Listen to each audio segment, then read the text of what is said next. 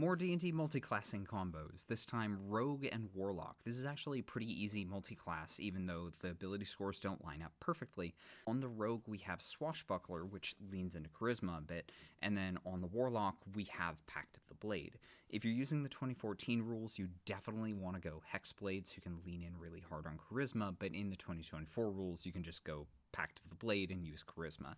You're going to focus primarily on Charisma over Dexterity, which does mean that your Dexterity is going to be a little bit lower than that of a typical rogue, which will hurt some of your skills. It will hurt your AC a bit, but offensively you're going to be very, very effective because you're using Charisma for attacks, damage, skills. You get the bonus to initiative from 3 levels of Swashbuckler Rogue. From there, you can build either more Warlock or more Rogue, depending on your preference. I would go heavily on one or the other. Don't do the even split, because then you never get those high-level class features. If you go for Warlock, take the invocations that boost your weapon attacks and focus on having multiple attacks. Like, you're basically building a fairly standard Blade Pact Warlock, but you also have the advantages from those Swashbuckler Rogue levels. You've got expertise and skills, you have charisma to your initiative, and if you hit an enemy with a melee attack, you can move away from them without provoking opportunity attacks, so you can do hit and run tactics very easily,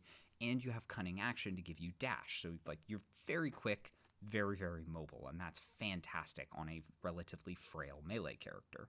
If you're going more rogue, take enough levels in Warlock that you can cast Darkness, take Devil's Sight so that you can see in your own magical darkness, and then you can just run around in the dark and always have advantage on attacks, and creatures generally won't be able to see you, which will make up for your terrible AC. Either combination works really well, either level split works very well, but again, a 50-50 split is generally very, very hard because you don't advance into those higher level class features, and sneak attack, no matter what you do, is still only once per turn, so even if you get like multiple attacks from the Pact of the Blade build, it's not really improving your rogue capabilities all that much. We do actually have a written Hexbuckler build on RPGbot.net. It's called Hexbuckler of the Astral Seas. It's basically magical Peter Pan.